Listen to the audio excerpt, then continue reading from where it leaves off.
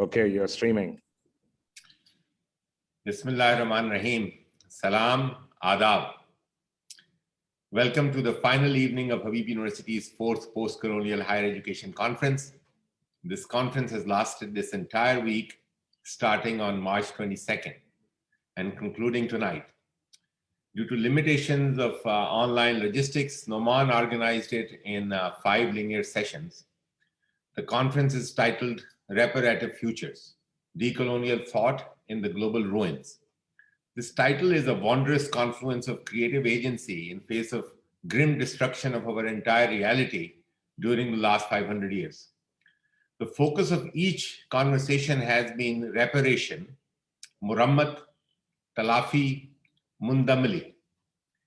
The first of the 4 exceptional panels reflected on repairing the biosphere, whose destruction is so extreme that even the neoliberal machine has not been able to make it invisible.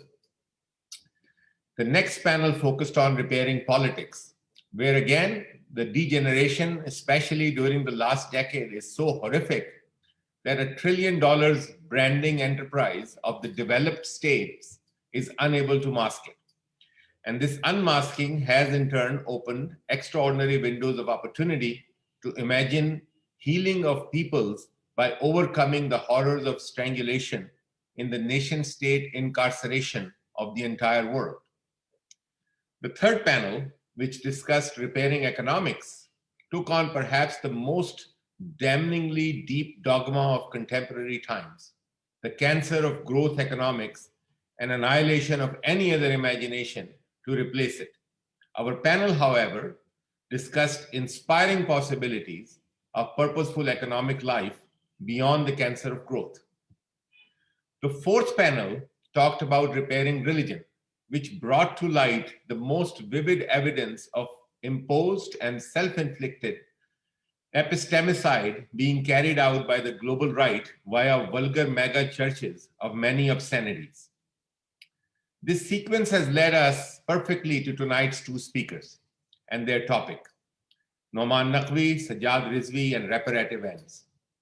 Nauman and Sajjad in many ways started leading up to this conference via their brilliant web series, Islam After Colonialism, hosted by Exeter and Habib University, which acted as a perfect precursor to this more broad conference. Today's title, Reparative Ends, invoked the obvious connotation of conclusion. Here it is intended to highlight the response to repeatedly raised question of purpose, objective, end of feeling and expressing grief and a catastrophic sense of loss over the ubiquitous omnicide.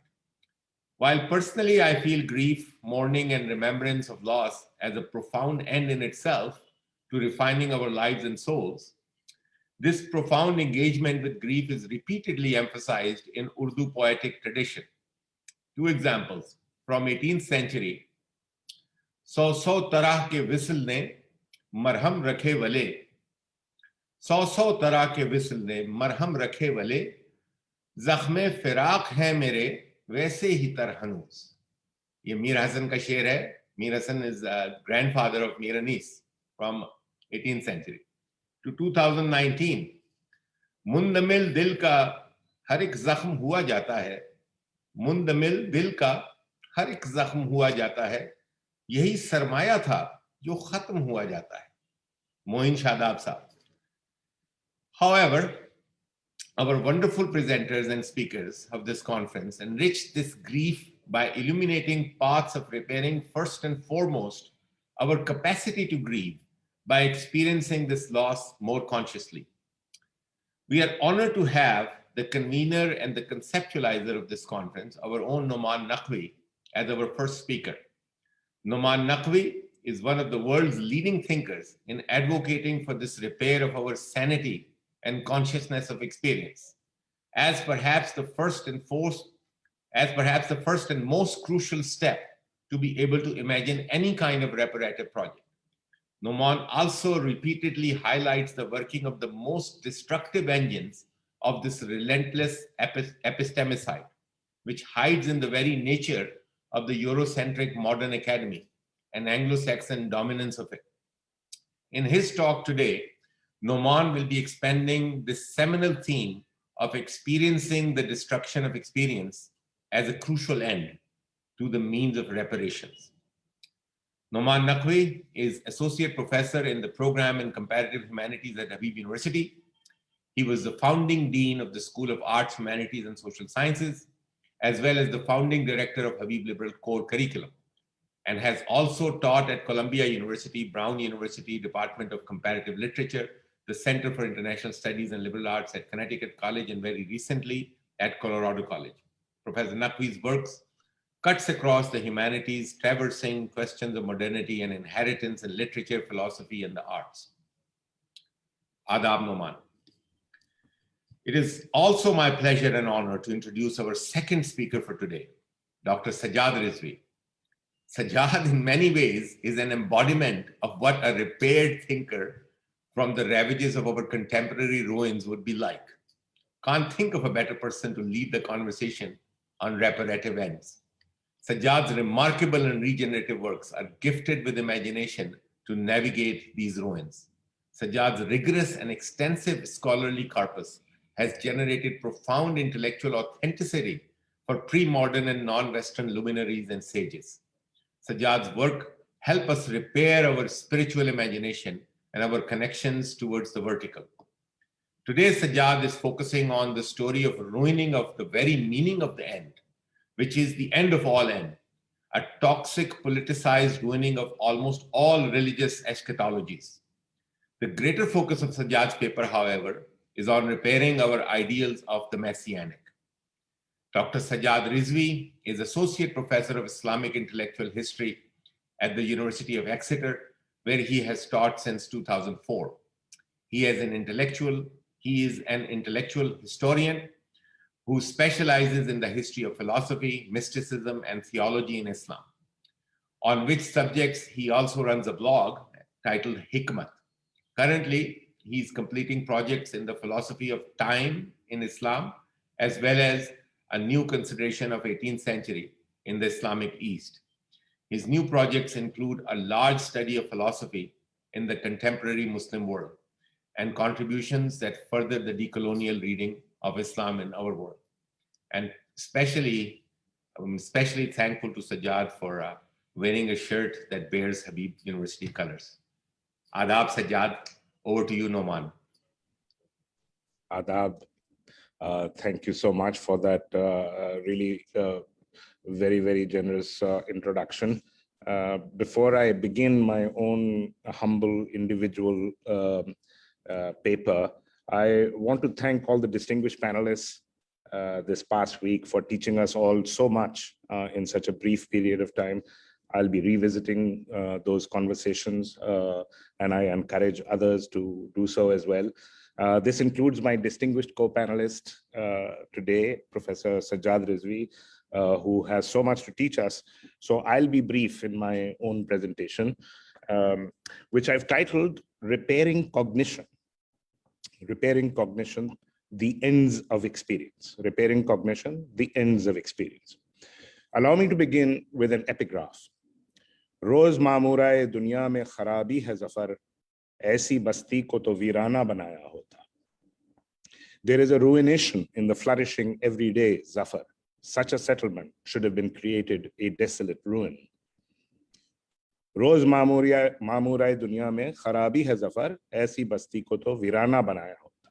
This sher or distich is from what is no doubt one of Bahadur Shah Zafar's most well-known ghazals, the haunting poem that begins, Ya mujhe afsare shahana banaya hota, ya mera taj gadayana banaya hota. Either you should have made me a royal officer or made my crown that of an ascetic mendicant. This latter poignant distich is from the tragic last Timurid emperor, known for his ascetic temperament. And it opens a ghazal that repeatedly traces the experience of a suspended existence. A ghazal in which there is at once the apparetics and the tragic nature of experience conventional to the ghazal, but with a new historical and existential edge, of which my apocalyptic epigraphic distich is paradigmatic. Roz Mamurae Dunya mein kharabi hai Zafar. There is a ruination in the flourishing everyday Zafar. Here, however, I am less interested in the apocalyptic second line, fascinating and provocative as it is, but in the first, which registers an experience of ruin in the very midst, in the very ground of a flourishing, thriving world. Bahadur Shah Zafar, of course, was of that generation which first experienced modernity as a fait accompli, to say nothing of the shattering force with which he personally experienced that finality. Together with Ghalib, for example, the experience of modernity is announced in Zafar's lyric in a range of unmistakable moments. Both men died in the 1860s, that is, on the cusp of the historical moment when modernity would become a full-fledged vernacular project in Sayyid Ahmad Khan and his associates, for instance, and hence dramatically transform regional letters and literature, not to mention institutions, mentalities, and social relations. The experience of ruin in the midst of plenty has proceeded by leaps and bounds in the century and a half since Zafar's passing. Its next stage may be marked by Walter Benjamin's famous identification in his 1936 essay, The Storyteller, of the modern ruin, the modern destruction of experience itself. Benjamin had remarked on the source of this unprecedented experience, quote, "Never has experience been contradicted more thoroughly than strategic experience by tactical warfare," he's referring to the trench warfare in World War I, economic experience by inflation, Germany in the wake of Versailles reparations and the Great Depression, bodily experience by mechanical warfare, again on the battlefields of the First World War, moral experience by those in power. And here, of course, he's referring to the rise of the monstrous scoundrels of fascism. Among contemporary philosophers, Agamben has returned to this paradigmatic modern experience, especially in Infancy and History on the Destruction of Experience. That's the title of the book, where he indicates the generalization and quotidianization of this experience. Today, he says, quote, I'm quoting, this is in 1978, "Today, however, we know that the destruction of experience no longer necessitates a catastrophe, and that humdrum daily life in any city will suffice. For modern man's average day contains virtually nothing that can still be translated into experience.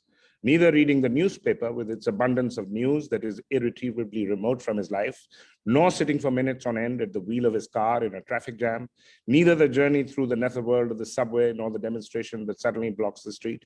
And he goes on like this, describing quotidian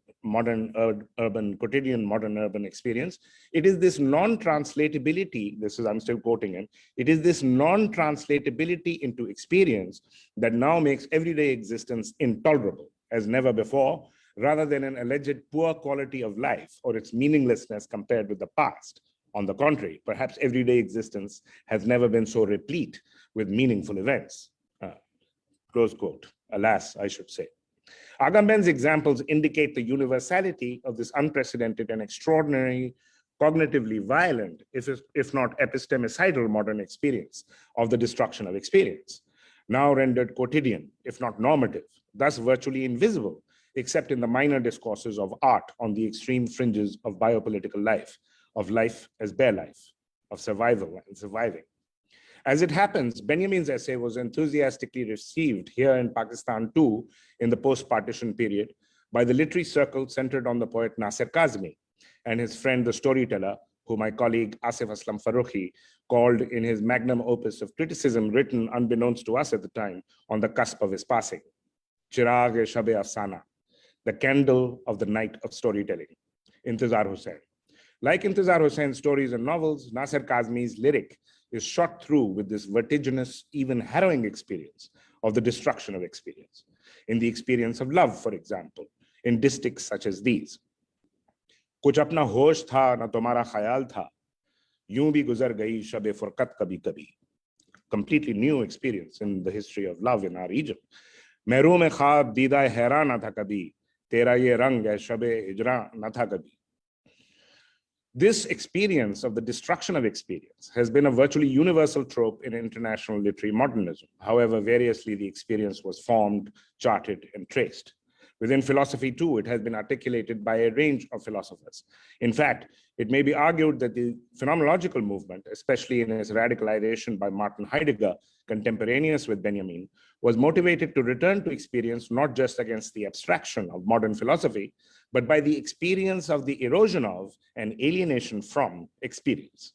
Indeed, it may be argued the attempt to hold fast to, rejoin, restore, or remember experience, is coterminous with the modern destruction of experience itself since the very dawn of the Enlightenment.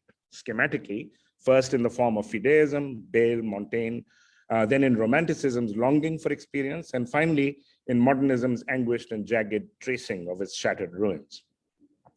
Benjamin's friend and Heidegger's former student, Hannah Arendt, reflects at length on modern humans' alienation from our own experience in one of her magnum opera, The Human Condition, where she traces the cognitive roots of this alienation in the rampant proliferation of the methods of modern science that at once alienate us from the earth as well as from our very own inner experience by the scientific Cartesian reduction, scientistic Cartesian reduction of the self to the abstraction of the cogito.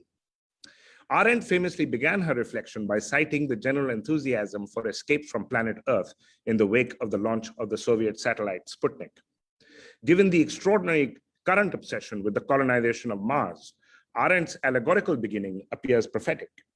So abyssal is our current alienation from our own experience that the very literate classes who have not just seen, like the past 2 or 3 generations, unforgettable and rampant photographs of planet Earth from outer space, but who now live in the age of Google Earth, which shows them in real time a planet wholly engulfed by the voluminous blue and white of water and steam, the green of vegetation and the brown of partially fertile Earth, yet still fervently believe that they can and will colonize and terraform a planet that is the only red object in the night sky to the naked eye from Earth. Not to mention the evidence now of streams of photographs and video footage that show us a place more desolate than any region on our home planet. Indeed, had experience not been utterly pulverized, it would be perfectly obvious that no matter how bad things get on Earth, there will still be nothing compared to the manifestly hellish landscape of Mars. Rampant fantasies of spacefaring and space colonization, of a real future historical redemption in the simultaneous conquest of mortality and the stars, the manifestation also of the hyper-realization of Hollywood science fiction, further demonstrate a profound forgetting of an abyssal alienation from one's own bodily experience, the experience of gravity, of atmosphere, indeed the entire range of physical human activities, to say nothing of the body's irrevocable location in affective and social relations, inextricable from the singularity of bodily and personal experience. Yet even this psychotic derealization is nothing compared to the madness of those significant numbers of literate people who imagine that they will be able to upload themselves into cyberspace. It is as if literate people had begun to imagine themselves as pure spirits, also indicated in their self-understanding as the most morally elevated beings in history, virtually pure and innocent moral and spiritual beings. The political manifestations of this bizarre phenomenon is the growth of anti-corruption fascist politics globally, as if those who relatively benefit or even thrive in this corrupt world order, a world of corrupt ends, means taken for ends, are anything but corrupt in their very form of life. This is not just true in Pakistan, the land of the pure, where a government minister just informed us that the Prophet ﷺ visited Mr. Jinnah, speaking to him tellingly in English and urging him to return to India to start the Pakistan movement, thus making the minister said, Pakistan, the house of God. So literally, na'uzubillah, the Khana-e-Kaaba. Or since many are the houses of God, minimally the whole of Pakistan a mosque, with over 200 million of the purest of souls, the very envy of heaven, no doubt. But this extraordinary sense of purity, a direct result of the modern sense of historical superiority, of historical elevation, is by no means limited to the land of the pure, but seems to be virtually characteristic of the modern literate classes in a plurality of forms, thanks to the sense of historical elevation, a bizarre horizontal theosis, the sense of historical superiority. I believe that the primary agency behind this breathtaking alienation from experience is indeed this doctrine of progress, which is of course not just a doctrine, or indeed the dogma of dogmas, as Wasif was saying, but our very form of life, the master concept behind a range of other modern concepts and institutions, such as nationalism, that work in tandem to further devastate experience and hence cognition. Progress, a morbid abstraction steeped in blood and destruction, as shown most recently, for example, by Priya Satya in her seminal new book, where she has brilliantly called progress time's monster. It is indeed a monster that not only ravages the earth, but also turns the majority of earth's peoples into ghosts, people who do not belong in the very time in which they live, remnants of the past, condemned to historical and temporal exile, a uniquely modern form of exile from which, given the arrow of time, and unlike terrestrial exile, there is no hope of return. Progress at once renders invisible people, the earth, their destruction, in short, existence, experience. Closely tied to progress is nationalism. Through nationalism and the nation state, progress is achieved. Let me briefly demonstrate through the most quotidian of examples the profound destruction of experience and cognition wreaked by the modern national cult in the very heart of what is called religion. For what could be more central to religion than God? For centuries, many, though not all, of course, given the profuse plurality of languages, many people of this region, Muslims and non-Muslims, bid farewell to each other by saying Khuda Hafiz, God protect. Just over the past 3 decades, as is well known, very large numbers of people shifted to Allah Hafiz. The standard reason that is given for this shift by those who have made it is that Khuda, being of Persian origin, refers to the ancient Persian God, whereas Allah is the properly Muslim God. What is remarkable here is that what should appear as a shocking set of premises and argument now carries the force of reason. Here is the experience. So I'm going to describe a very quotidian experience for most Muslims. No Muslim ritual prayer is complete without the obligatory opening, the Surah Fatiha of the Quran. Very few adult Muslims would not know, and if they practice, which a very large number do, would not recite the Fatiha on a daily basis, in fact, several times. And very few among the latter would not know the meaning of the opening lines. In the name of the God, the beneficent, the merciful, all praise to the God, Lord of the worlds, the beneficent, the merciful, Rabbul Alameen, Ar-Rahman Ar-Rahim. There can be no question here of a Muslim God. God is by definition God of all the worlds, not God of the Muslims. The idea of a Muslim God is, of course, a term of philological objectivism. God is here first objectified and second racialized as an Arab God. Allah is, of course, in the Arabic, not a proper name at all. It is the generic name of God in Arabic, used by Arabic-speaking Christians and Jews as well, for example. What else? Just as people of non-Muslim faiths in our part of the world also often use Allah as a matter of course. Like her other names, Allah is compounded of 2 words. Here, Al and La, Al-Rahman, Al-Rahim, Al-Basit, etc. Al and La, and literally means the God. God, of course, it would be obvious if the concept and experience of God had not been virtually obliterated by the national racial cult, cannot have a proper name. The moment you think Allah is the Islamic God or Muslim or Quranic God, you are looking at the matter from outside the Muslim faith, since from within, of course, there is only one God. So there is no question of there being an Islamic God or a Muslim God, as that would imply there are other gods. So it's a theological solecism. From the traditional point of view, other gods can only be manifestations of the one divinity, however attenuated. The reigning nominalism and outsider gaze is that of modern Orientalist objectivism, which audibly stamps the concept and expression Muslim God or Islamic God. Thus also, as a corollary, she, God, and I'm using she as Sajad often does, and I've learned this partially from him, in reference to the primacy of the uterine qualities of Rahman and Rahim, from Rahm, which is womb or uterus. God, she cannot have a proper name. The Quran categorically denies any nominal propriety and asserts the generous plurality of the divine names in Surah Isra.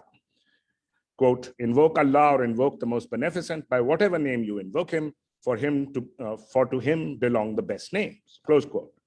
Nor finally can God her or himself be Muslim or Islamic, since she does not need to follow any Sharia or Dharma. This remarkable development is a direct result of looking at ourselves from the outside. It is at once a form of self-alienation from our own experience and narcissism, which are 2 sides of the same coin, really, which is also true of the destructive collective narcissism that is nationalism. What else is nationalism if not collective narcissism? In the transition from Khuda Hafiz to Allah Hafiz, the very grammar of the word Allah has changed, corresponding as always to, as Talal Asad, for instance, has shown just over the past couple of days, the essay that has come out in Critical Times, in which he's reading religion through Wittgenstein. Yeah, so the grammar corresponds to practices and the form of life. In this case, the nationalization of God and the emergence of a national religion, the national cult. And it is not surprising that this particular modern political theological development happened under General Zia, who took the reason of state, the raison d'etat of the nation state of Pakistan, the furthest up to that point. The reason that it made sense to so many people, of course, is that the grammars of our languages, in fact, had already been changing for much longer, since modern historicist apartheid colonialism. It manifests a breathtaking alienation from experience, the quotidian experience of reciting Rabbul Alameen rather than Rabbul Muslimin in all ritual prayer. In fact, this very recent modern concoction of a Muslim God not only dramatically reduces the ontological stature of the divinity, it makes incoherent nonsense of monotheism, sacrificing it to the national cult of faith, unity, and discipline. The experience of prayer is voided and replaced by the incoherent and modern racist, xenophobic abstraction of a national God. I believe that this alienation from experience is closely related to the forgetting of finitude on the one hand and ends on the other, the title of this panel. Ends, that is, ends in themselves and as opposed to means. Without a sense of finitude and without the cognition of ends, there can be no experience. This is, I want to propose this to you. So disastrous is our situation in this regard that people have ceased to be able to make a distinction between the two and think that virtually anything, money, for example, can be an end, as if it's the most natural thing in the world. In order to remind my students of the distinction crucial to the very possibility of not just experience, but cognition and pedagogy, I give them the example of soap and a significant other.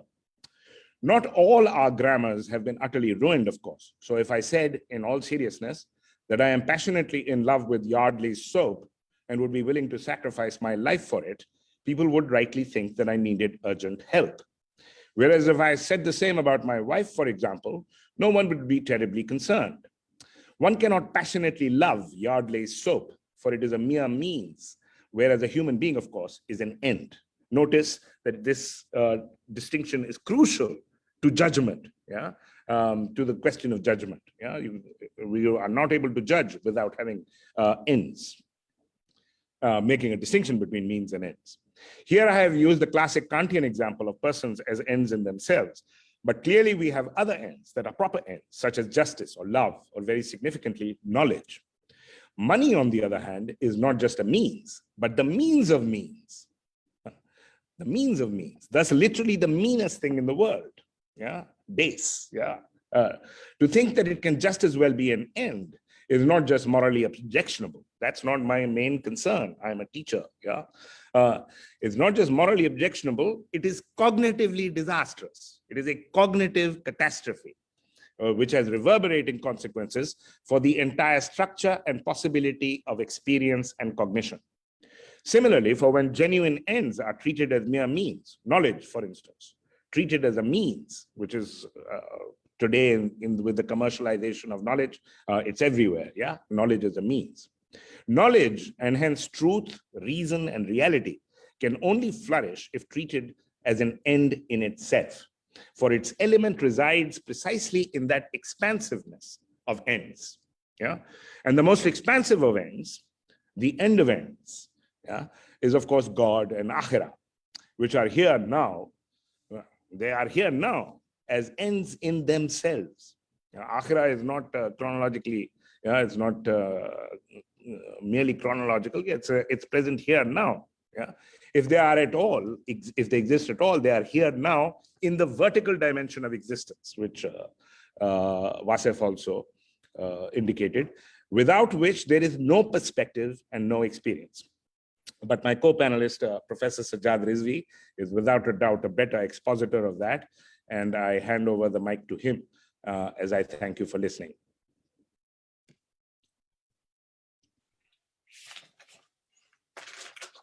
Thank you, Nauman. Shall I continue straight on? Ji, Yeah. Sajjad. Okay, well, thank you for that. I think that's quite a useful contextualization, and especially in terms of this question of where we are and where we're coming from. I've said this before, that the ultimate definition of wisdom is to know where you're coming from, where you are, and where you're going to.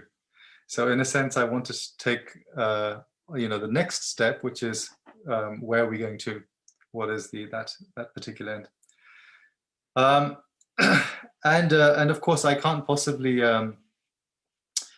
imitate and replicate Nauman's ability to switch from poetry to philosophy to the everyday example with such a skill, but I'll try and give you some things to think about.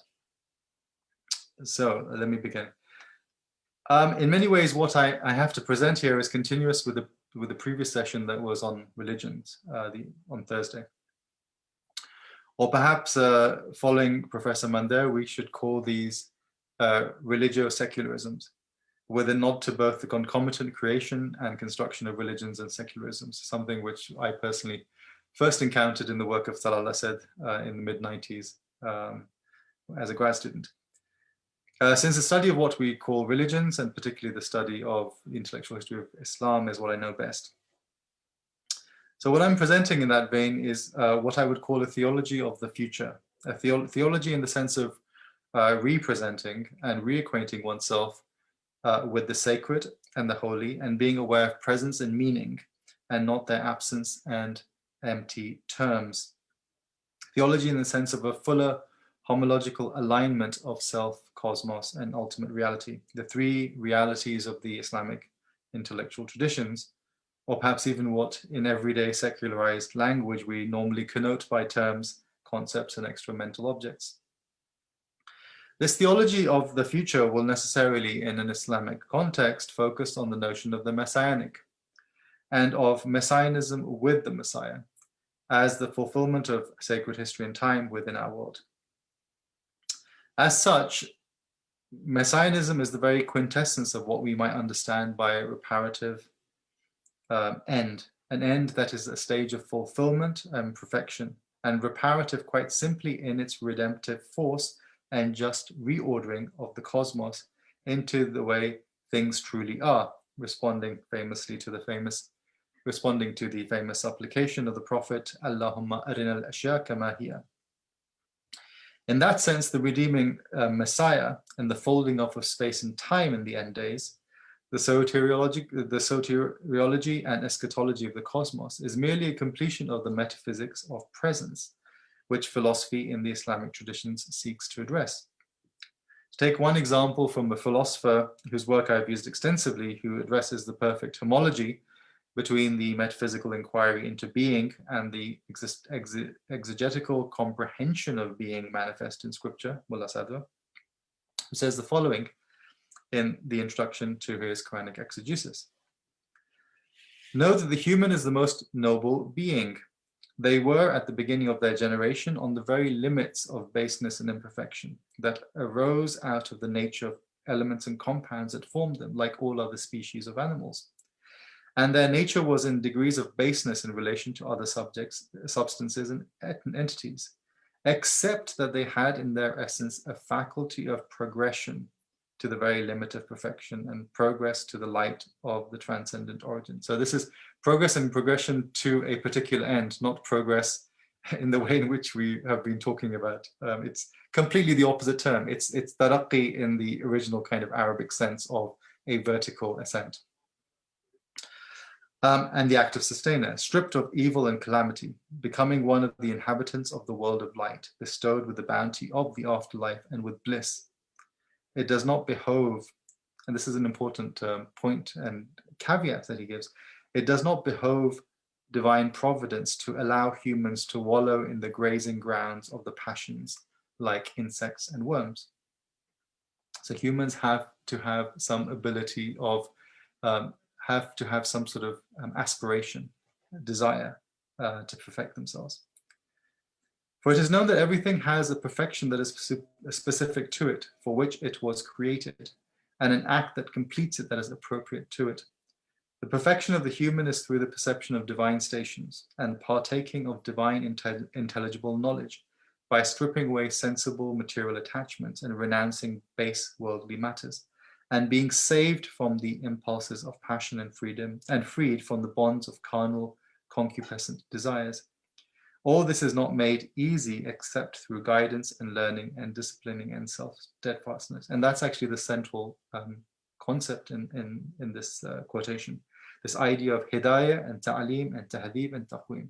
That is what makes the person. And of course, it's precisely these words kind of beg the question. So if there is hidayah, who is the hadi? If there's ta'aleem, who is providing that ta'aleem? If there's tahdib, who is doing it? If there's taqweem, who is the muqawwim, right? It is incumbent upon one who wishes to traverse the way of the people of reality and certainty after purifying their soul from the vicious character traits to set aside the company of the deniers and the astray, because there is a seal set upon their hearts and their audition and their sight, which is a classic kind of Quranic reference, yet they do not understand. And also set aside the company of those who were astray, because when the prophets came to them with clear proofs, they delighted in what knowledge they possessed and they embraced them, but they mocked their proofs. So this again is kind of, I think perhaps exactly what Nauman was saying, the embrace of the means and the discarding of the ends. So they liked what the prophets told them, but they kind of mocked it because they didn't see it as being part of a orientation towards a particular goal. May God preserve you from the evil of these two groups and not place you among them even for an instant. We seek refuge from them in God and in the light of sound natural disposition in the contented heart. And that is what the realized human should do. So in this sense, Messianism is a completion of that providential care for the human and the cosmos and their repair and redemption and reversion to their origins.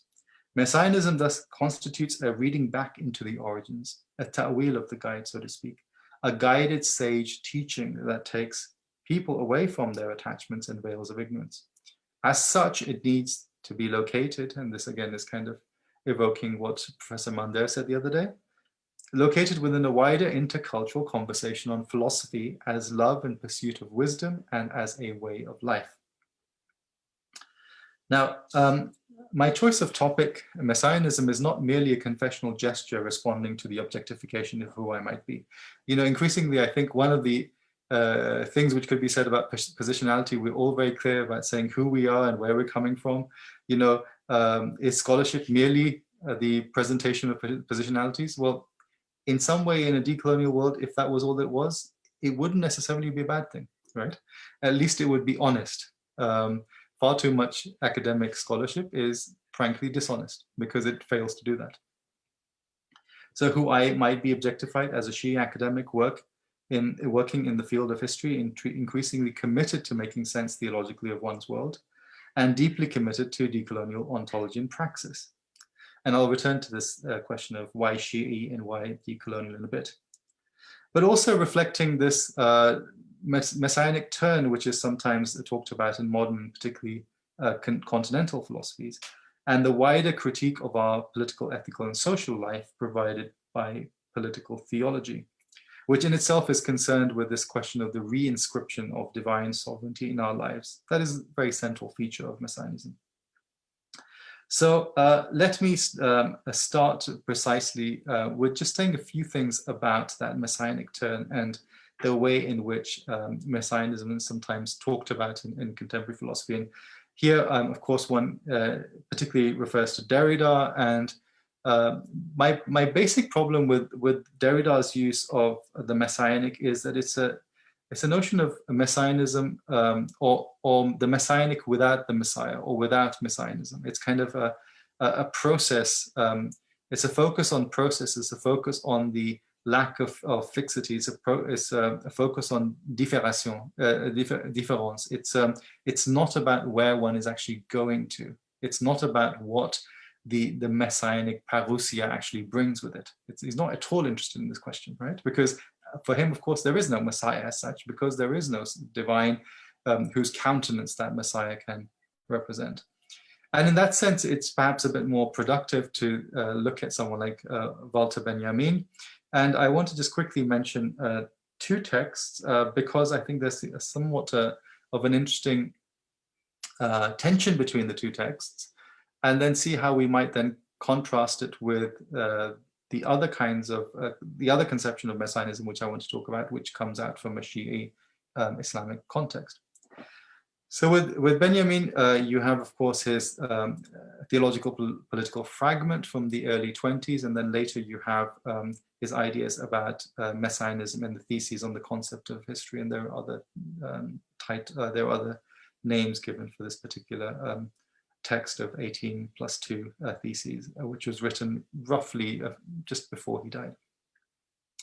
So the theological political fragment is somewhat more palpably interesting and connected to what I want to say. So I'm just going to read some passages from it, just so that you bear it in mind.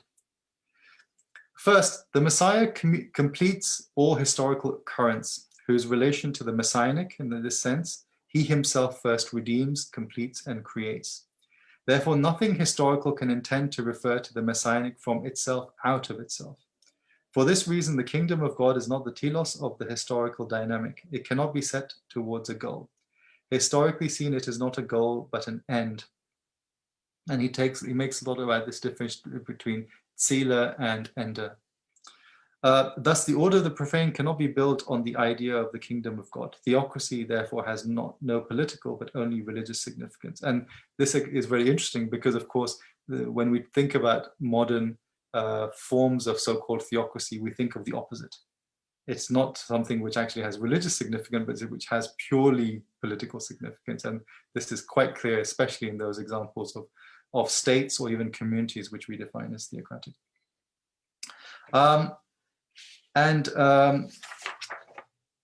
There's, of course, there's plenty more which goes into this. There's discussions of the nature of happiness and freedom. There's the idea of the messianic intensity of the heart and the person. There's the spiritual restitutio in integrum, the immortality, moving beyond a worldliness. And in everything here, you seem to have a very interesting representation of the messianic as a process, but a process towards an end. In which there seems to be a conscious effort at reflecting upon a messianic figure. It's not an entirely secularized or even atheistic conception here. And then when you move from that, and of course there's a lot of talk about his conception of time, very important distinction between messianic time and empty time. So, normally we think of time as what is measured by our watches and the clocks on our walls and so forth. And that, of course, for him is not time. And arguably that is, of course, not time for any of the philosophers in the Islamic tradition. Ultimately, the measure of time for most philosophers in the Islamic tradition was the instant, the now. It wasn't something which is consecutive. It's not about chronos or chronology. It was the now. It was a succession of nows, which in a sense suggested this question of, to what extent is time even about any sense of linearity? Certainly not one of progress. And then later, when we look at the theses on the concept of history, we then get something which is slightly different. We have a much greater focus on messianism as a way of dealing with or reflecting upon history. So in that sense, messianism then becomes more a question of how we deal with the past. It becomes focused very much on this distinction between messianic time and empty time. And it increasingly becomes sort of haunted, as Derrida later said, by the specter of Marx, and by the way in which one makes sense of Marxism as a type of messianic revolutionary movement, which he sees him as unraveling around him in his time. So the reason why I started with this messianic turn in contemporary philosophy is to say that for me, this sort of messianic turn is incomplete precisely because it has lost the sight of the end. It has lost the sight of the presence of the countenance of the divine. and it has fundamentally lost sight of the Messiah as the person. You know, as Nauman was mentioning, the idea of a person as an end, which is quite significant. It's not just about a process. Sometimes we get far too obsessed and taken up by processes, and we don't necessarily think about where it is that we're trying to get to through that process. And part of it is the way in which our language, you know, one of the things about language games sometimes is that if we get so obsessed with the gaming element of it and the rules, where do we get a chance to think about meaning within language? You know, and this is a problem with Messianism. It's a problem with our talk of morality. It's about our sense of philosophy. And so in this sense, for me, this particular messianic term, where it's messianic without messianism, is a bit like this wider philosophical language that we have, which is absent of hope and presence. It's like talking about morality without the moral. It's about talking about justice without the just. It's about talking about sovereignty without the sovereign. And of course, it's about talking about messianism without the Messiah. Now, let me move to why I'm focusing on the Shi'i context and how this is a decolonial turn. And here I'm increasingly influenced, and I think increasingly this is a good thing, by Arturo Escobar's work. Wonderful sense of hope, of a pluriversal, as he calls it, pluriversal, you know, not universal, pluriversal. One of the things is we often talk about the universalizing nature, for example, of liberalism. You know, the end of history, sort of Hegelian conception of liberalism as the way in which we've perfected the world for us. And we then forget the way in which that has been brutally destructive, as we've been looking at this whole week. So, you know, this is part of the way in which we even need to heal the language, you know, healing language to actually make it much more meaningful. So we should be using the term pluriversal much more than we use universal. Universal, frankly, is it's a fool's game. You know, you're already lost if you're using the language of universality and universal. It is really about looking at the question of pluriversal. And it's also to understand that even with the religious traditions, people often get obsessed with the idea that monotheism is about one, uni. But most religious traditions are perfectly capable of understanding the plurality and multiplicity of ends which converge, right? Of paths. And this is something which is as true of the Shi'i tradition as it is of any other.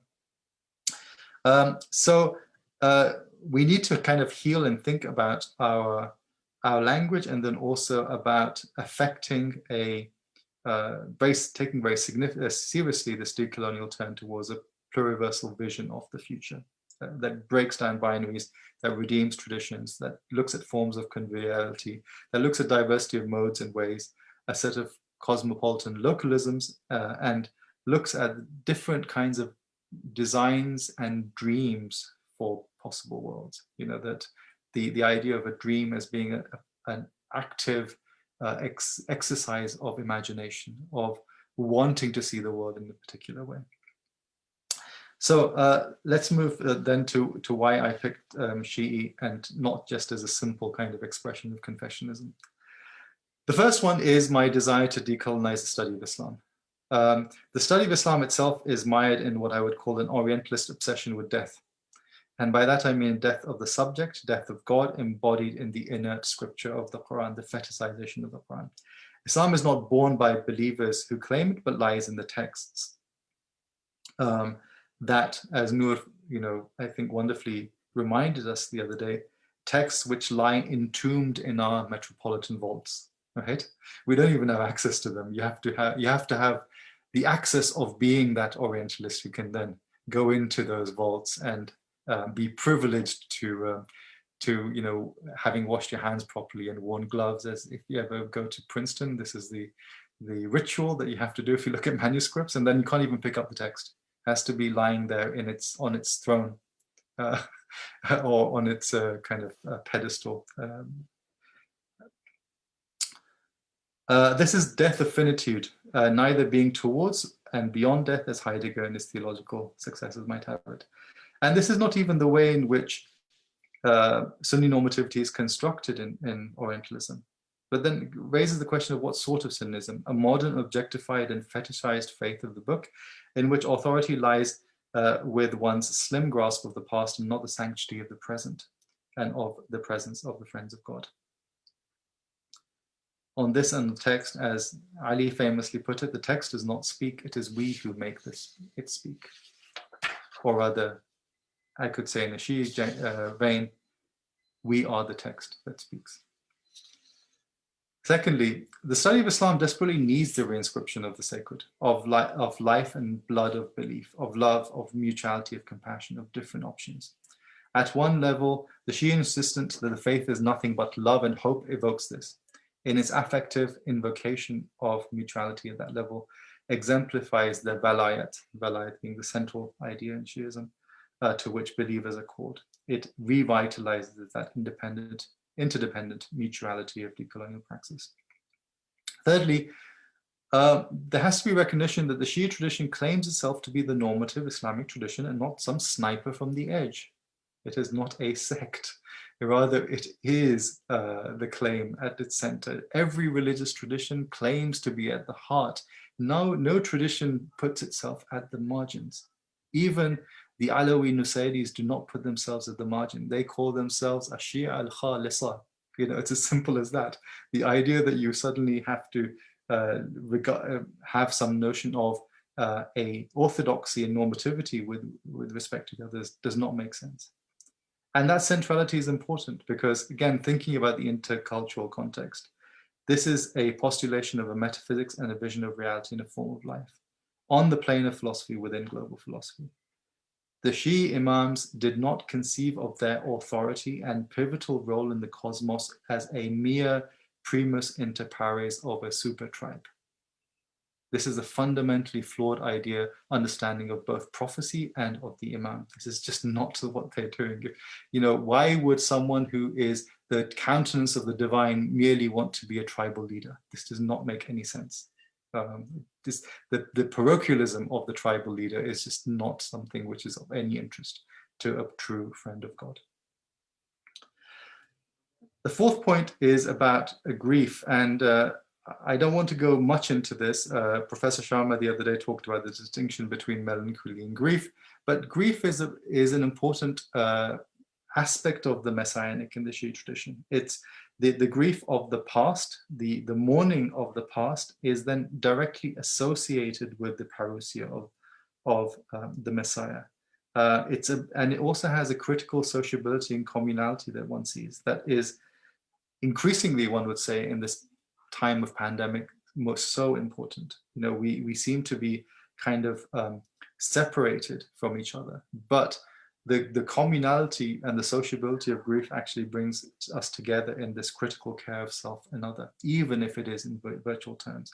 And this is such a central, it is the one practice which actually in many ways defines what Shi'i Muslims are, more than anything else, the practice of mourning. A Shi'i Muslim can pretty much do nothing, but as long as they mourn, they are very much central and at the heart of what that community is and what that commemoration is. I also want to make, I realize I've gone on a bit too long on the introductory sections, but let me just quickly try and wind this up before I go to the actual features of Messianism I really want to talk about. Just to make one or two points about the contemporary politics as well.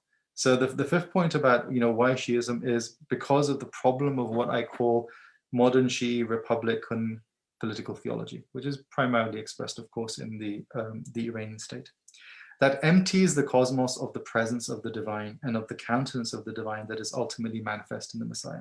It normalizes absence. It secularizes the divine into a simple politics of order, hierarchy, and power. It reduces Islam to the state. It reduces Islam to siyasat, and Islam was never about siyasat. It was always about balayat. And it always will be about balayat. And I'll come to this point in a second. The kind of exemplification of this reduction is found in the famous statement of the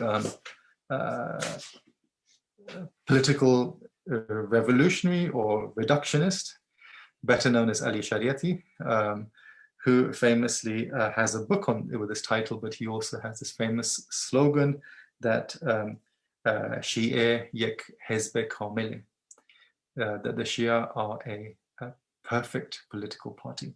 This is political reductionism in a nutshell. So the sixth point, as I mentioned, is about this distinction between siyasat and velayat. With a gesture to the distinction on politics and the increasing dominance of a political spirituality without ends, and this is basically what I'm saying, you know, Foucault was right in that sense. The revolution was a political spirituality, but it was a political spirituality without ends. One is minded to pay attention to this distinction, the politics of siyasat versus the sovereignty of velayat.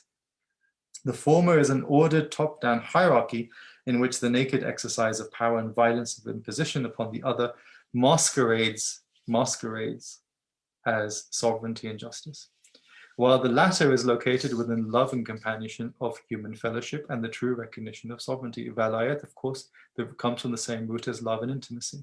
The Vela is about love and intimacy, and turning towards, it's about being adjacent to as well. So you know, the awliya are adjacent to each other and they are adjacent to God. Turning towards the countenance of the divine. The very act of others trying to marginalize the Shia tradition as a political squabble over power, this is unfortunately still so present, and I think republicanism actually internalizes this as kind of a classic mode of being kind of, to use a pejorative term, a self-hating Shia, to like say, yes, we are a political minority, right? As opposed to being what Tashayyu as a grouping, a community of velayat is. The very act of others trying to marginalize the Shia tradition as a political squabble over power, and the modern Shia political theology of republicanism being complicit in this utterly misses the point. The sovereignty of the divine on earth was never intended to be the wielding of power and imposition, hierarchy and violence for its own sake. Hence the deferral of that sovereignty in the messianic essence of Shia Islam. And the hope, the centrality of the hope of what might be and what will come, and the hope of overcoming violence in the messianic moment, the purging of violence in that final apocalypse as well, which is a significant point. Now, let us come to these features of messianism, and I'll mention just a few because again, I'm wary of time. There's so many things which could be said about it, but I guess something which I should have said right at the beginning is talking about messianism as an apocalyptic look towards the future and overcoming of binaries and of violence and of imposition in itself is a reparative narrative. It's basically the narrative of Islam that we seem to have forgotten. You know, if you don't repair that narrative, and if you don't repair that vision, and if you don't repair the ability to dream, I mean, this is why I think Noor's project on the AI dream machines are so wonderful, because it seems that it's precisely the ability to dream about the future, the possible futures that many Muslims in our post-colonial world seem to have lost, right? That is absolutely central. But let's look at some features of this messianism. The first one, of course, is this very notion of intidar al-faraj, as the Arabic term is, the expectation of relief.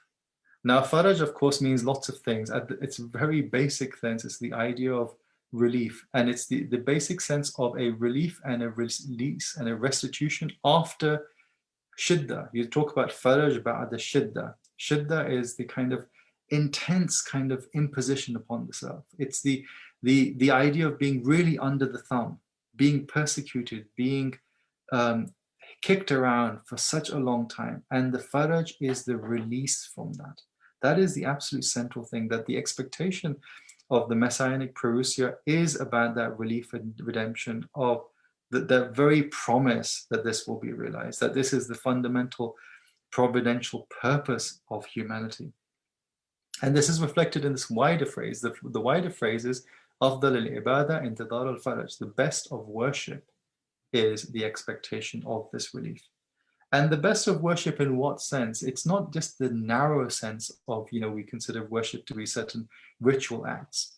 Worship is not just the way in which we connect ourselves to the ultimate reality towards God, but also worship is the providential reason for humanity. The famous Quranic phrase about, I did not create jinn or ins except to worship me. That is the purpose, that is the goal, that is the end toward where humans are, for which they are created. And so then to associate that directly with Messianism shows us that the Messianism is the completion of this the divine providential plan for humanity. Second point I want to make is this idea of presence. It's kind of paradoxical that when one talks about Messianism in a Shi'i context, one's talking about the absence of the Messiah, but the expectation of his parousia. But it's not absence in a true sense. It is actually a absence which, in a very famous article of Amir Mozi, talks about this phrase of absence full of presence. It's an absence full of presence, right? It is about that presence. It's about this very notion, again, a very classic kind of Shia theological notion of the hujjah, the proof of the presence of God is always there, always has to be there, because if that were not the case, the cosmos would not survive even for an instant. That presence is absolutely central to the cosmos and our ability to continue on a particular path in this cosmos. The third point, and I've got many others, but I'm going to just pick a few of them, is about this notion of justice. So again, one of the classic things which is said in this vision of the messianic present, and of course the messianic what comes to be, what will come. And this is where actually I quite like Derrida's sort of classic, play on the difference between avenir and avenir, the future and what is to come, is this notion of justice. So that, the world is mired in injustice, in being broken down, in things being turned upside down, right? And the messianic parousia is all about the reversion to the way things ought to be, right? It's justice in that fundamentally reparative sense. It is about returning things to the way they truly are. It is, in that sense, also a pluriversal future of the possibilities of what things are as they come together. And that in itself does involve an overcoming of violence. Now, one of the interesting things is people sometimes seem to think, and I think this is also true of certain believers, that somehow this this messianic fulfillment of justice is about the ironing out of difference, that there is only one doctrine, one belief, that there will be some sort of standardization of this future. There's nothing like that at all. When one looks at some of these very interesting accounts of those around the Messiah, those who will come to the Messiah, one talks about a submission to an order of justice, but not about a singular dogma that is involved. The simple fact of the matter is that there is a plurality of doctrine which will remain, and that is why you have this kind of messianic idea of justice being personified in the Messiah,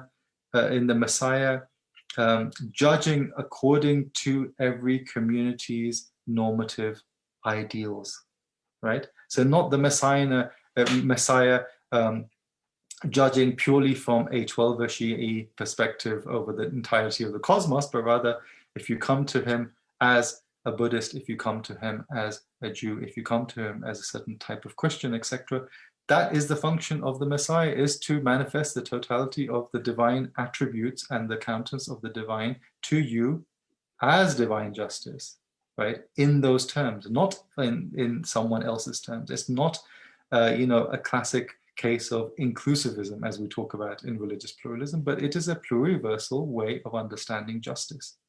right? And this is, again, something which I think most believers don't seem to entirely understand. You know, it is not our role, and it's certainly not the role of the Messiah to force people to believe certain things. Humans have been given choices to believe or not to believe, to accept certain options, to have certain notions and aspirations about where they're going to, but it's not ultimately for any of us to force someone, coerce someone into doing that. And this kind of model of human fulfillment that I want to mention is, it's not a technological super colonial modernity, right? This is not, for example, the Imam coming on spaceships with rocket launchers, obliterating the Dajjal and the Antichrist and stuff like that. I mean, there's this absolutely hilarious post I saw a few years ago from Iraq, where else, of the Imam on the flying saucer. With tanks and so, and it's just an utterly obscene political reduction of messianism. That's just of no relevance. You know, the simple fact of the matter is, people like to speculate because the very idea of technology and technological progress is so innate within us now that we always think about, how is this possible? How is this overcoming of violence in the messianic parousia going to be possible? We don't think of the possibility that maybe there is no technology involved, quite simply because maybe there is no technology, right? We have no sense of, it's almost as if we become completely unreflective of the possibilities of the destruction that we can ourselves inflict upon our cosmos and our earth, right?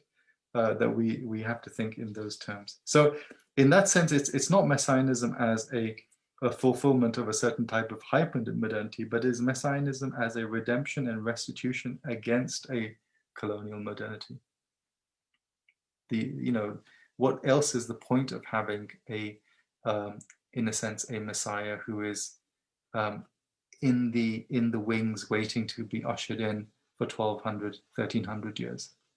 If not to overcome precisely that sense of the world which has gone so wrong in colonial modernity.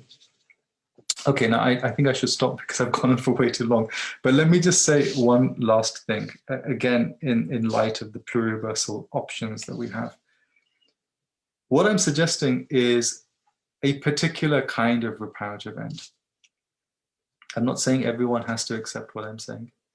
I'm not saying it's the only type of reparative end, but the kind of the logic and I think the beauty of a decolonial understanding is precisely that it allows us to take our intellectual traditions, our legacies seriously and work out what the fulfillment of them are with certain ends in mind. And that needs to be articulated, right? So if we're going to deal with epistemicide, as it's called, it has to be even repairing our sense of messianism, because I think one of the things I wanted to suggest is that many of the elements, even within Shi'i context, of how people understand messianism has become seriously messed up and needs to be repaired in and of itself in the way we understand it. So it's a particular reparative end. It is, for me, the ultimate reparative end. But of course, it is for people to decide for themselves how they make sense of it and what, how it speaks to them and what meaning it bears for them. And as I said, I make no apologies for the fact that this is a theological reflection upon this. If I had a different training, I would say probably certain other things. But at the very basis, what's not to like in love and pluriversality and justice and hope? And I'll leave it at that. Thank you. Mashallah. Right. So there are a number of comments I'm reading, and then there are a few questions that are emerging. So I think staying with Sajjad, just a comment regarding intizar faraj and grief, and essentially conflating it with this notion of amal salihat, which of course is connected to peace, sulah, right? And you have talked about that how we must imagine essentially the end of Messiah as a very non-violent or unviolent end, and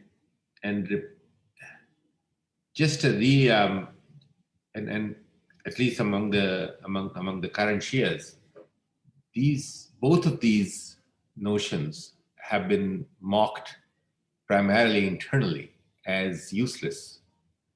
Both this sincere intizar as well as devotional grief. So what are your comments on that?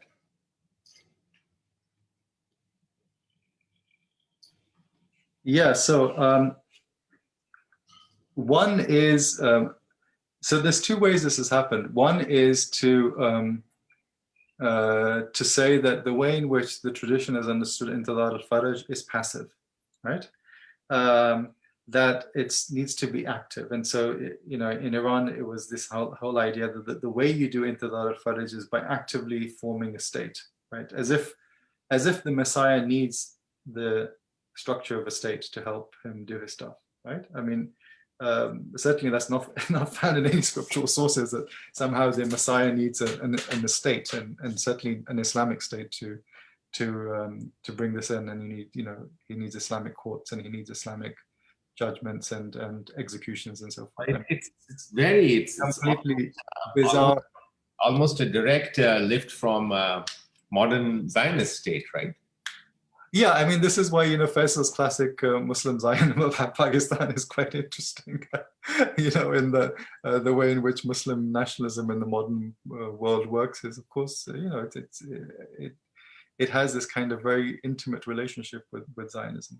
On the other thing is grief as, so it's grief, it fails to understand that grief and mourning is a positive move forwards and not merely about looking backwards. So, the idea is that, oh, you're mourning about something which happened such a long time ago, get over it, and I'm literally using the terms that Abdul Karim Surush used about 20 years ago. He literally said, Karbala, get over it.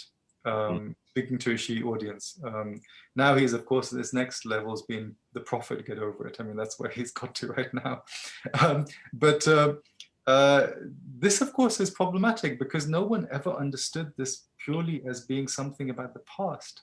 The mourning for Karbala, what happened at Karbala, is about the present. It's about that kind of messianic time, to use Benjamin's idea of something which is not confined by chronology. It's something which is fresh, but it's also about the future. And this is why the parousia of the Messiah is so directly associated with the mourning or the vengeance, in a sense, to use the literal concept of what happens at Karbala, because it is about that fulfillment, right? So the connection of the two is extremely important and central.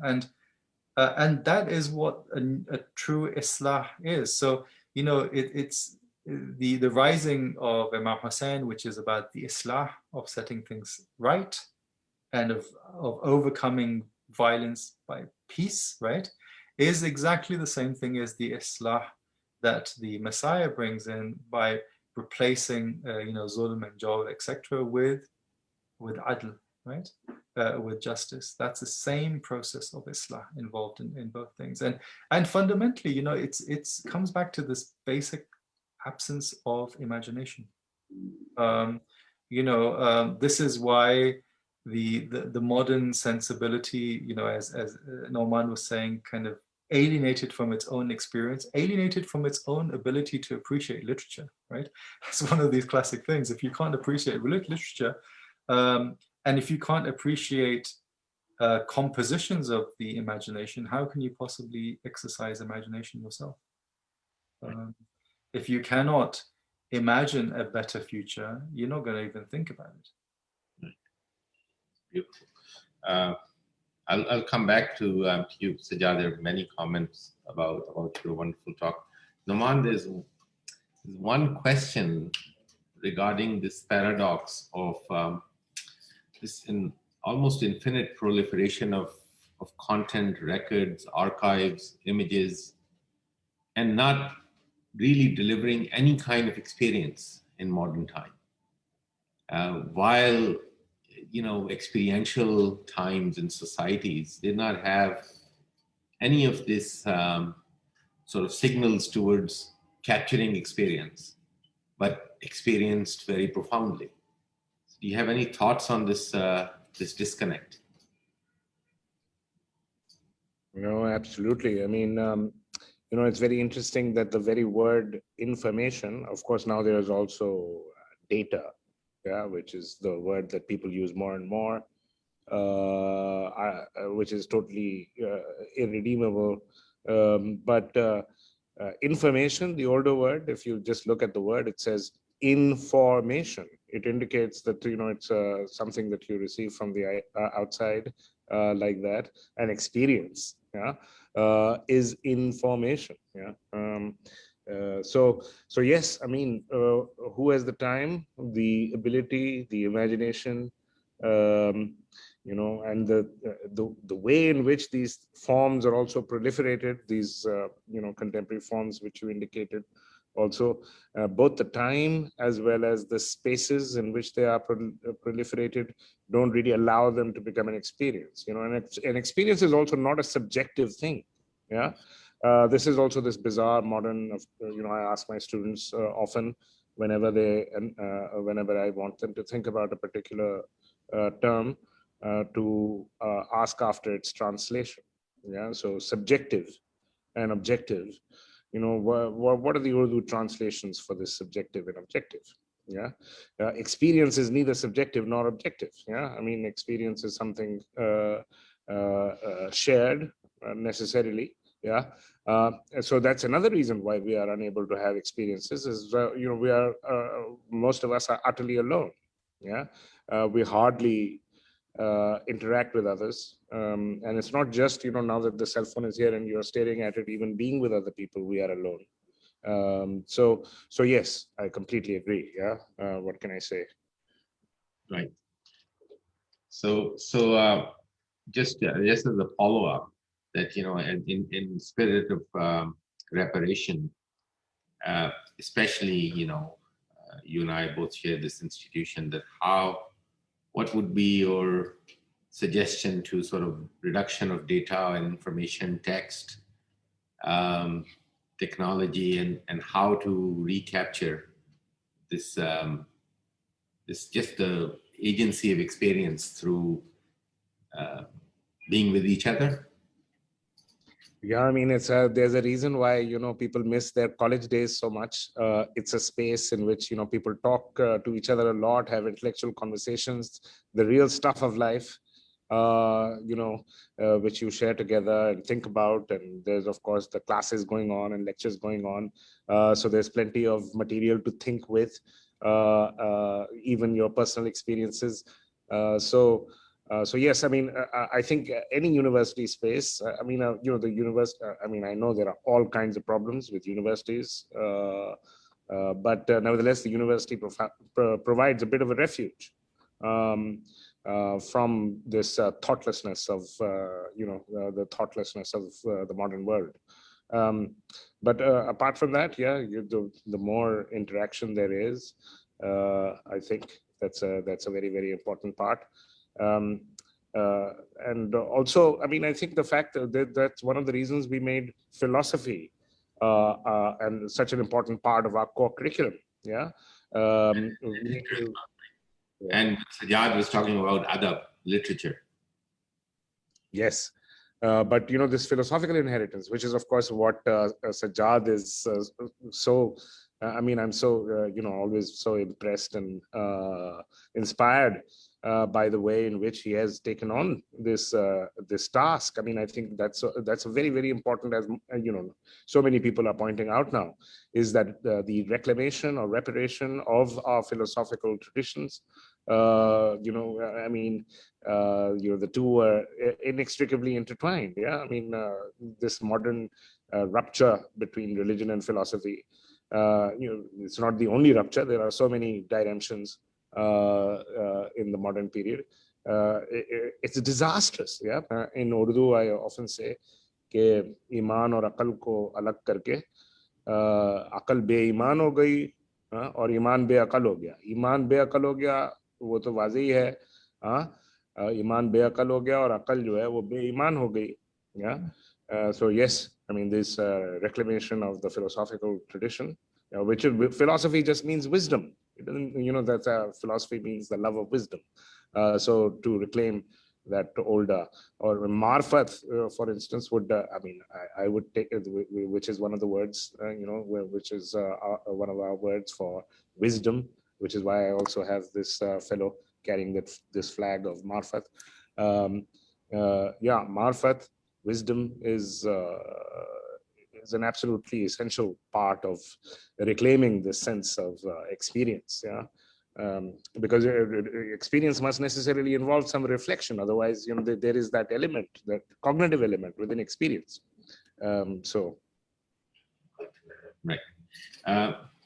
Sajjad, just referring to a couple of points from your talk, I'll just make both of them together, and you can pick the order in which you want to respond to them. One is the connection between Messiah, which is one end, and a beautiful one for our current life, and Qayamat, which is the end of all ends, right? And why do you think that the end of Messiah is not particularly, let's say, highlighted or commented on in the divine text as much, while there are repeated mentioning of Qayamat, and this has sort of played in the hands of moderns by essentially evacuating both of any meaning, by essentially dividing the two. And so that's one. And the other one that you mentioned, there was a binary between siyasat and vilayat. The Iranian state took it to another level. As a matter of fact, they have combined siyasat with vilayat. So I just wanted to ask for, because you're this brilliant intellectual historian, that is that something that came in 20th century, or was there any precedence of that, of appropriating or vilayat for the political means prior to 1979?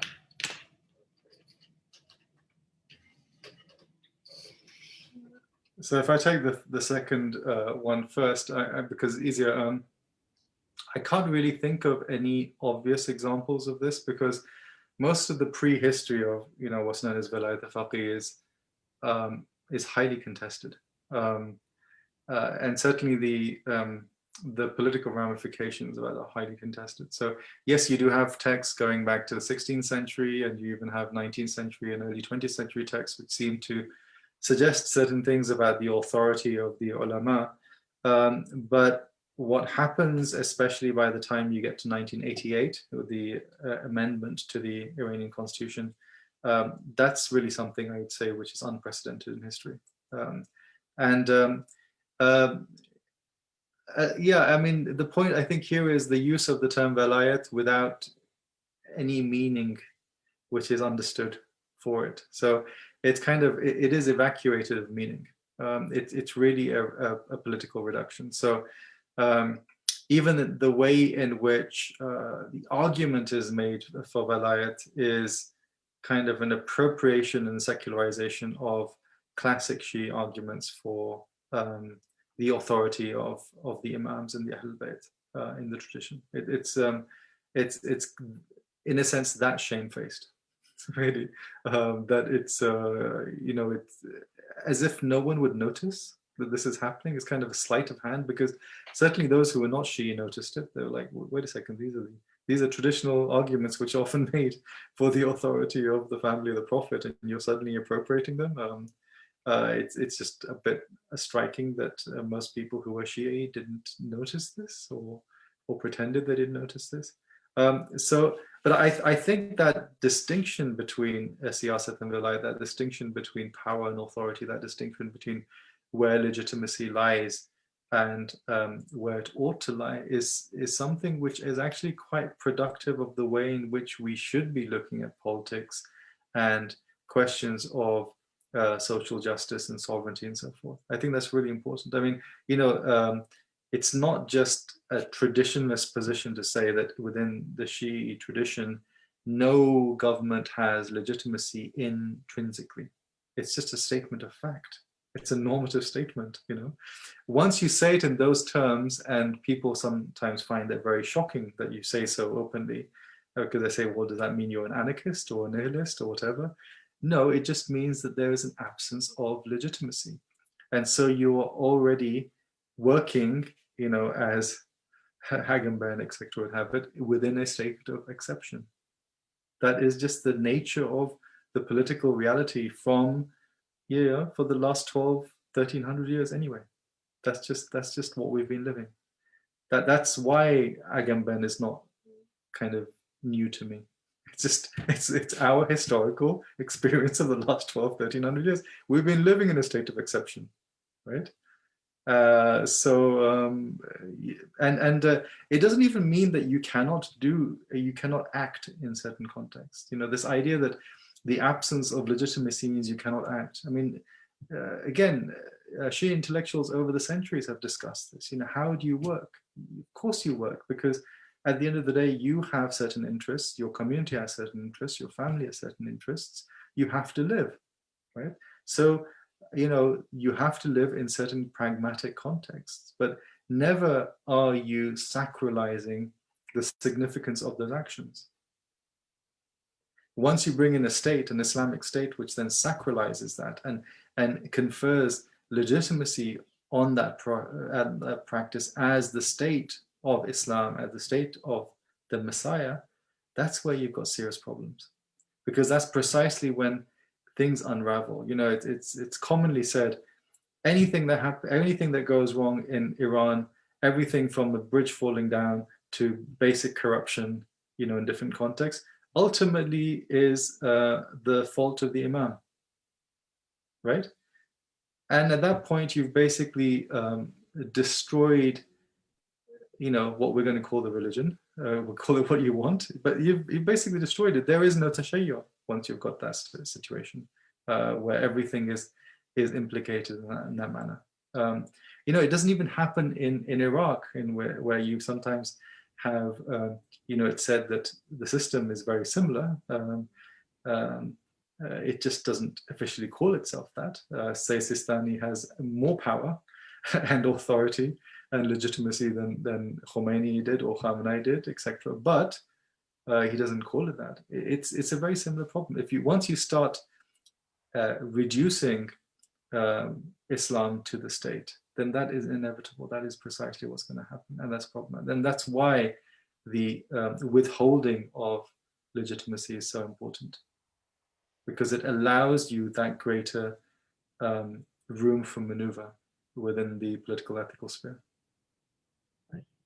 And the question about yes. So again, it depends. It's how you read the Quran and different kind of scriptural texts. Neither is the Zuhur, the Parousia, nor is the Qiyamah an absolute end. It isn't. They're stages. This is why, again, coming back to my guy, Mullah Sadr, this is why Mullah Sadr is interesting, because he says, look, humans have different nasha'at. There are different planes of existence that the humans have. There are primordial ones, so we think of Alastu bi Rabbikum from the Quran. That's a primordial state of existence. There is a particular state of existence when we're embodied within this world. There's a particular state of timelessness with the Imam and the Messiah's parousia. There's a particular state again, of timelessness, on Qiyamah, on judgment. And of course, the Ismailis had a whole different set of ideas about what the Qiyamah was, but it was the same idea of a stage. It wasn't an absolute end in itself. And the end, of course, is the timelessness of the paradisical state. That's a different issue. That is the ultimate end.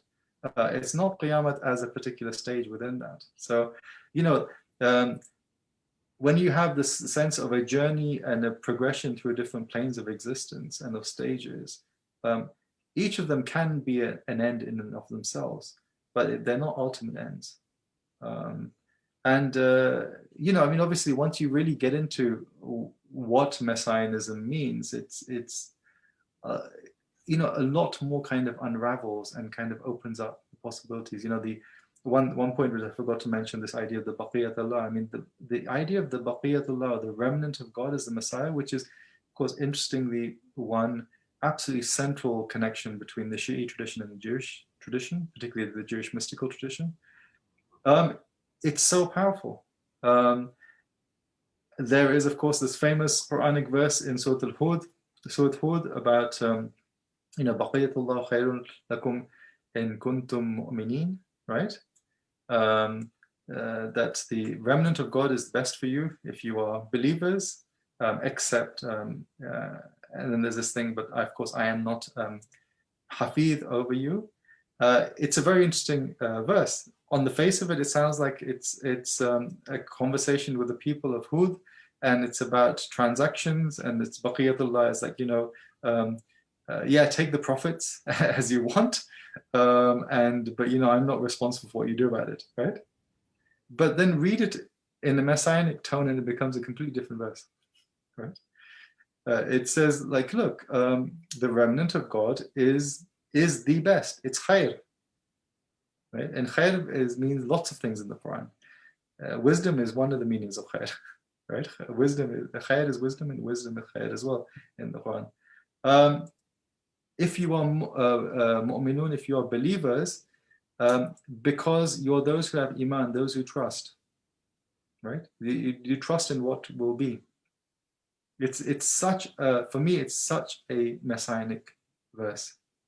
But interestingly, it doesn't come up in most of the tafsirs with that. I mean, most of the tafsirs give the very straightforward meaning and understanding of it. But you know, once you start reading things in certain modes, then it becomes clearer. And you know, either it means I am not, you know, I'm not responsible for what you do with your profits, or it's, well, you know, I'm not responsible for you if you do not effect this messianic reading and hopefully afterwards. So, you know, it becomes a completely different kind of verse. Mm-hmm. You look at it in those terms, and that's precisely the sort of you know, that is, you know, what's classically known as ta'wil. That's classic ta'wil, is the way in which you go back to what is really going on. Then there's so much more that could be looked at in terms of, you know, what is this Baqiyatullah? Insofar as it's a profit. It's the idea of when you what is permissible, halal for you, separated away from what is haram, right?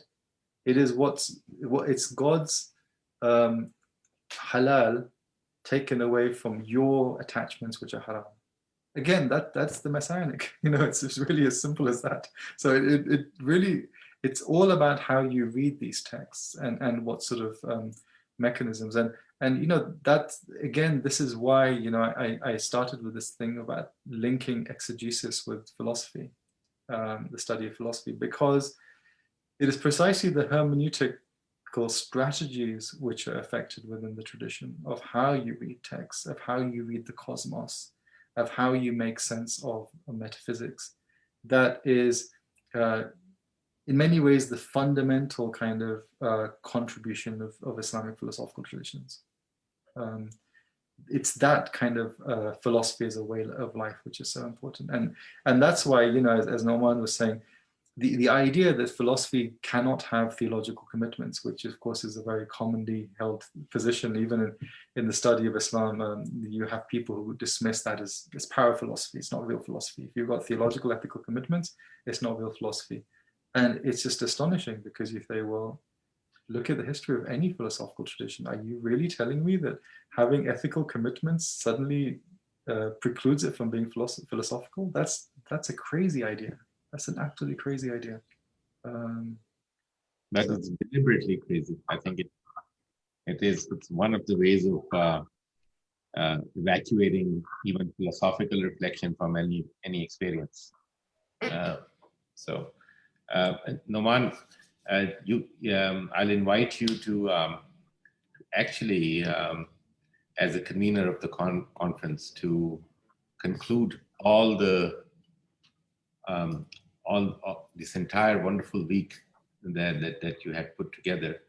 And my question to you is that you think that the conference accomplished its primary goal of opening certain portals towards recovering the possibility of experiencing the absolute annihilation of experience. Well, that's quite a task. I'm not sure I'm quite up to it. The idea of the conference, actually, the conference corresponded significantly with one of our flagship courses, as you know, What is Modernity, which is divided into 5 modules. Modernity and world historical identity, which is about the emergence of the idea of progress; political modernity, which is the emergence of the nation state, first the absolutist state, the nation state, as well as the modern apartheid colonial state, which was represented in our conference with repairing politics, followed by economic modernity, which is the emergence of the economy as such, the modern economy, or the economy as a form of life. That was about repairing economies, our panel, followed by modernity and the ecology. So that became the first one of our panel, in which we talk about the emergence of the Anthropocene, and then finally modernity and religion. So that was the repairing religions. And then instead of the modernity and world historical identity, we have this reparative ends. In most of the work that we do in that course is actually, given the remarkable cognitive, as I was saying, cognitive, what should one say, deadlock that these modern concepts, each of them completely ahistorical. The idea of progress, it's or historicism, which is actually completely destructive of any kind of understanding of history, and the experience of history, both now and in the past. So it basically, the idea of progress completely alienates you from the past, the present, and really the future, because it's not a future, not a possible future. Which is what it's not a reparative future, it's not even a possible future. So the idea of progress actually alienates you from all of these dimensions of time, of real time as it is actually lived and experienced, both the now, but also within the now, talking about Tawil, the origin which is present now. All of that, it serves to alienate. I think our panelists did a really great job.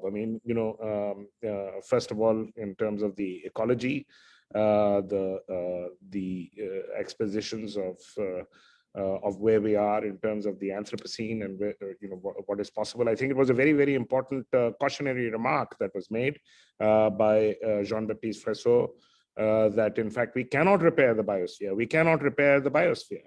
We can only repair ourselves. The biosphere, it is part of the modern hubris of our modern hubris to think that we can do such things. We cannot do such things. It should be obvious that our abilities are extraordinarily limited.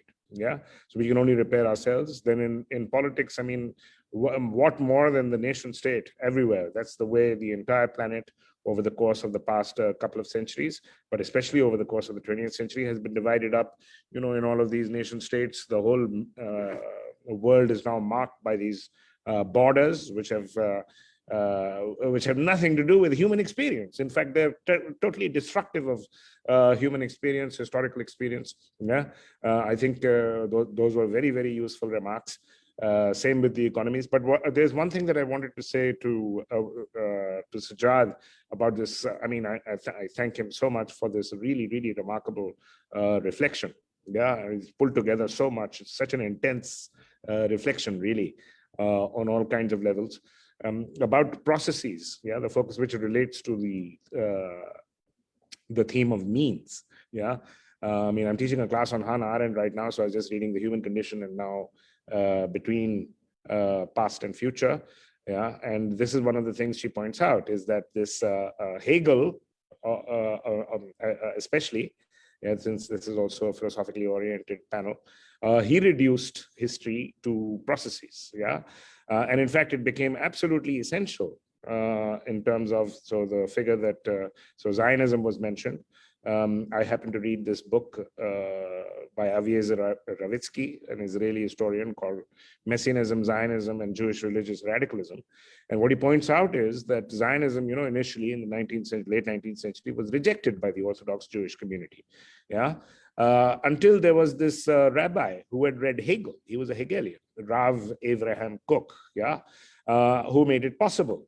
Yeah, who made it possible to think, because otherwise the establishment of the state of Israel, as many Satmar Jews, Orthodox Jews, completely reject the state of Israel. They think it's, which is the traditional attitude, because it's the exclusive prerogative of the Messiah, once again. So it's totally violates the Messianic tradition. And this reduction of history to processes, which I think is closely also tied to the emergence of this modern doctrine of the reason of state. Yeah, so historicism and this reason of state, which is a doctrine of pure means. Yeah, I mean, the state can do whatever it wants. Yeah, because I mean, it's effectively, it is God. Yeah, I mean, it's a deified, sacralized. Yeah, but as a God of pure means, raison d'etat. I mean, it's a totally amoral God. Yeah. So yeah, that's what I'd like to say to close this discussion. Thank you for the opportunity, and thank you again, Sajjad, for those remarkable reflections. I'll be thinking a lot about those. Well, thank you. It's been a pleasure. It's been a pleasure being here, and also having listened to the other talks, which I think were wonderfully interesting. And yeah, I think this whole kind of decolonial turn has to be more than just a gesture. And so we've got to kind of really develop and build upon this. And that's why we need to, as you know, move to the next phase. Right. Well, so we have kept the tradition of all the previous 4 panels and gone way over our allotted time. But such is the richness of this conversation. It's always wonderful to see you, Sajjad. Hope that you will be able to travel, inshallah, to Karachi in not too distant future with a good vaccine rollout in the UK. So that's but I think with that vaccine, UK did its part, conventional part of cooking up this UK variant, which is actually spreading like fire in Pakistan. And Nauman, you are actually on campus, so I'll probably just see you before we both take off. Thank you so much. Have a good weekend. Inshallah, we will continue this particular project of reimagining the possibilities within the academic experience of regenerating and then repairing what we have set out to do at Habib University. Thank you so much. Good night. Thank you. Khulda Hafiz.